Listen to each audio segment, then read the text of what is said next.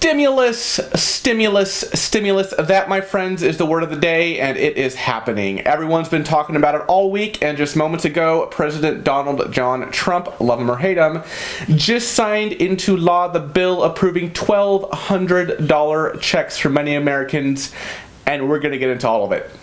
This is a $2 trillion rescue plan. This is the largest emergency aid package in U.S. history. The plan will provide assistance to the tens of millions of households throughout America impacted by the current crisis. The different components of the bill include, of course, the stimulus payments to individuals, unemployment for coverage for individuals, changes in retirement account rules, and alterations to student loans. So, first, let's talk about those stimulus checks. How much are they? I'm sure you know this by now, but the stimulus checks will see many adults getting $1,200, but some people may get less and some people may not get anything at all. And for every qualifying child in your household who's under the age of 17, there's an additional $500 payment. But let's talk about the details. First, who's eligible for the stimulus checks? If you file a single and your adjusted gross income was $75,000 or less on your 2019 tax return, you're eligible for the full $1,200 payment. If you file jointly with your spouse and your adjusted gross income was $150,000 or less on your 2019 tax return, you'll receive $2,400. And also, if you have children under the age of 17, you will get an additional $500 check per child if you are single and your adjusted gross income is $99,000 or less, or you're married filing jointly and your adjusted gross income is $198,000 or less. So just doing some math here, if you're a married couple with 2 children under the age of 17 and your adjusted gross income is $150,000 or less per your 2019 tax return, you'd be looking at a $3,400 check. That's $2,400 for you and your spouse, plus $500 for each of your 2 children. Now, what if you made more than $75,000 and you file single, or more than $150,000 and you file married filing jointly? Well, your stimulus check will be reduced by 5 cents on the dollar in adjusted gross income over those threshold amounts. So if you're single and make $80,000, that's $5,000 over the threshold. $5,000 times 5 cents is a $250 reduction. $1,200 less $250 is $950. So your check would be for $950. Now, what if you haven't filed your 2019 tax return? Then they'll look at your 2018 tax return. But what if your 2018 income was over the threshold, so you wouldn't be eligible for a check based on your 2018 income? But what if let's say your income was less than 2019, but you haven't yet filed your 2019 return? What happens then? In this situation, you wouldn't get a check now because all they know about is your 2018 tax return that shows you're not eligible. But you would be eligible to receive a credit, a tax credit, equal to the stimulus check you would have received had you filed your 2019 tax return, and you'll get this credit on your 2020 tax return that you're going to file next April. The same is true if your income dropped in 2020. Let's say 2018 and 2019, based on those tax returns, you're not eligible, but if your income dropped in 2020 due to this crisis, you wouldn't get a stimulus check now, but you will get a tax credit for the amount you're entitled to when you file your 2020 tax return next year. If you're on Social Security and you're low income and don't file a tax return, you are still eligible if you got a Form SSA 1099 for the year. By the way, if you are on Social Security and watching my channel, you are either super cool or you are my grandma. Hi, Grandma. Also, if you can be claimed as a dependent on someone else's tax return, you are not eligible for a stimulus check. If you aren't an American citizen, but you live and work in the United States with a valid Social Security number, you also qualify. However, you don't qualify if you are a visitor or in the U.S. illegally. So, how do you get a stimulus check? What do you need to do? So, if in the past 2 years you've received your tax refund by direct deposit, your money will be sent to that account, and the Treasury Secretary has said that payments could be sent in as early as 3 weeks for those on direct deposit. Will that happen? I don't know. Don't hold your breath. But what if your bank account has changed since you filed your tax return? If that's the case, the direct deposit will be rejected and you'll get a paper check sent to your last known address per your tax filings. That will take a lot longer, obviously, than direct deposit, possibly months. So you can try calling the IRS at 1-800-829-1040. That's 1-800-829-1040 to let them know your situation. But good luck to you right now calling that number, because I'm sure thousands of Americans are trying to get a hold of the IRS right now. If you did not get your tax refund by direct deposit, the IRS will mail you a check to your last known address per your tax filings. This will obviously take longer than getting a direct deposit. If you moved recently, make sure you have mail forwarding set up, and also let the IRS know. Here's that number again, 1-800-829-1040. All right, so that's the lowdown on the stimulus checks. Now, what should you do with them when you get them? There are different options you have available to you as far as how you spend or save your stimulus check. In some ways, the government usually encourages the idea of spending that money because that's how it can ultimately stimulate the economy, but what you do is up to you. So, if you've already lost your job or you have a business that's been impacted, you will probably need to use your check on the basics such as food, housing costs, utilities, and gas. Be aware that many banks and lenders are being flexible with people right now and putting a hold on their monthly payments. Your stimulus check can also go into emergency savings, which can be comforting for the level of uncertainty going on right now.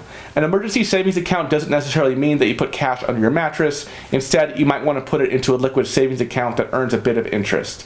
Liquid means it's a way to access your money quickly and without penalties if you need to. Interest rates are low right now, so it's not ideal as it was maybe a year ago, but hey, even a little bit of interest is better than none, right? You can also pay off costly debt. If you have high interest debt like credit card debt and you're not in a situation where you need emergency cash right away, consider paying some of it down. If you pay some of your debt off, or even better, all of it, it can help you cut out a monthly expense later on. Finally, if you've got all that stuff covered, you might want to consider contributing to your traditional IRA or a Roth IRA.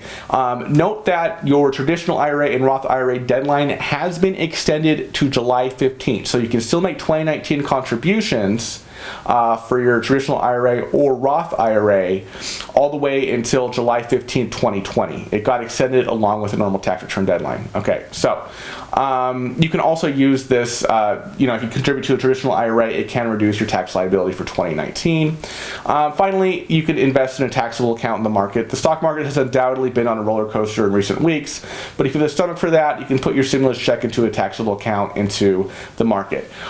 No one knows when the market will reach its bottom. Maybe the stimulus that was just passed will do something. Who knows? No one can say. Don't try to time the market. Just invest as you usually would. Of course, if you're really doing all right for yourself, if you can afford to, consider donating your stimulus check, or at least some of it. Many charitable organizations and food banks are seeing a rise in demand right now, obviously.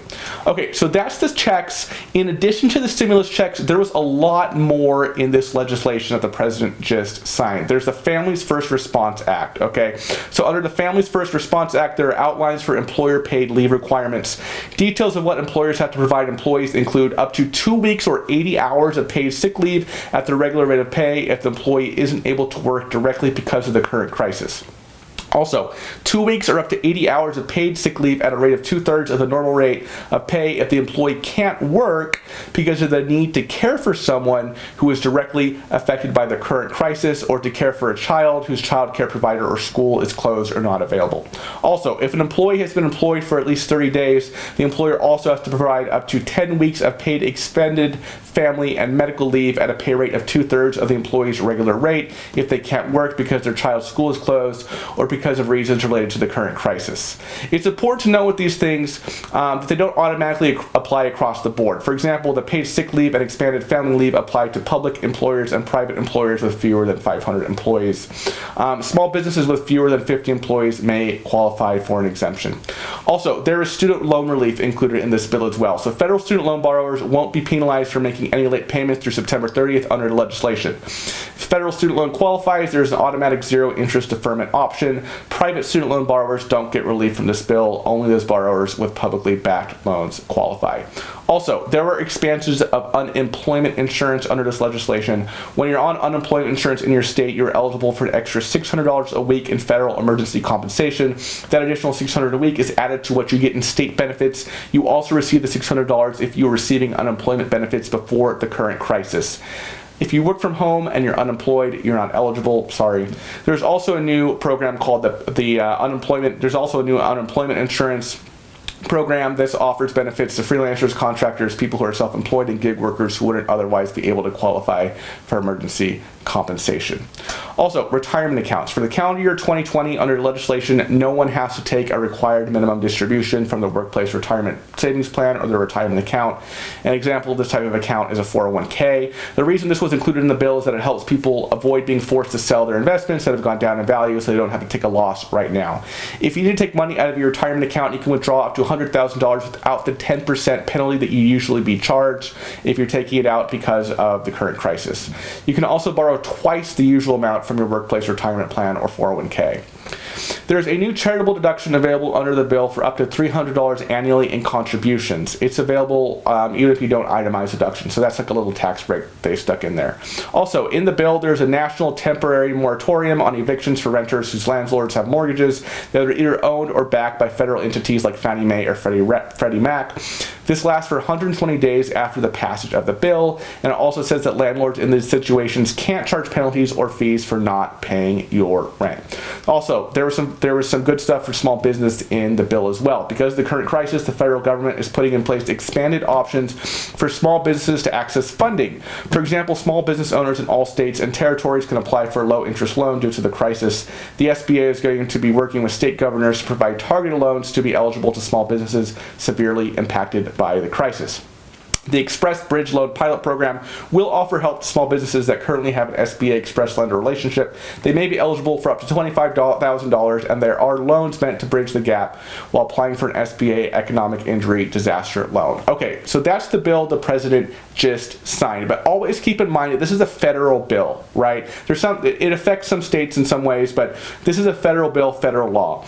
Your state is likely doing its own things right now to help residents like you. And I just want to talk about a few examples of that. I obviously can't through all 50 states, but I encourage you to research the options in your state with your friend Google. So, for example, California. California is currently suspending the 60-day notice requirement for employers to give written notice to employees if they're closing their business. If your business is directly affected by the crisis, you can request an extension up to 60 days to file state payroll reports without penalty or interest. If you can't work because you were exposed to the crisis and a medical professional certifies it, you can file a disability insurance claim. Disability insurance in California offers short-term payments to eligible workers who have a partial or full loss of wages. If you can't work because you're caring for a family member who is sick or quarantined, you can file a paid family leave claim. Paid family leave provides up to 6 weeks of benefit payments to workers who have a full or partial wage loss. Also, in California, if your child's school is closed requiring you to miss work to care for them, you might be eligible for unemployment insurance benefits, and you may also be eligible if you have reduced work hours. Now let's talk about New York. All New York City students can currently get 3 free meals a day from the New York Department of Education. Also, the New York City Department of Education for the Aging is providing delivered meals to eligible seniors and people with disabilities. New York State is also dropping the 7-day waiting period on unemployment insurance benefits. Now let's talk about Washington. Washington was one of the first states hit hard by the crisis. Washington has changed requirements to help more people in the state get access to unemployment, and the 1-week waiting period for benefit eligibility is being waived. There are programs being made available to employers to help them keep their employees. For example, there's something called shared work. Under this program, employers can reduce their employees' hours by as much as 50%, and employees can get partial unemployment benefits. Also, under the Industrial Insurance Act, workers may have expanded ways to apply for workers' compensation if they were exposed during their job. Finally, Pennsylvania. The Pennsylvania governor announced new funding to help small businesses affected by the current crisis through something called the Pennsylvania Industrial Development Authority Small Business First Fund. The required waiting week for unemployment claims has been suspended, and work search and work registration requirements are temporarily suspended for all unemployment claims. So those are just an examples from 4 states. I'm sure your state has something for you. Use Google. Let me know in the comments. I can do a little research on that as well. But as the days and weeks go on, we may learn more about different programs and options available federally and on a state-by-state basis to help people and businesses affected by the current crisis. So how are you doing out there with all this? I really want to know. Leave me a comment below and just let me know how you're doing. If you have any questions about all this, look, I know it's a lot. Please put that in there too. This is basically all I'm doing right now, researching this stuff and helping y'all. So thanks for watching.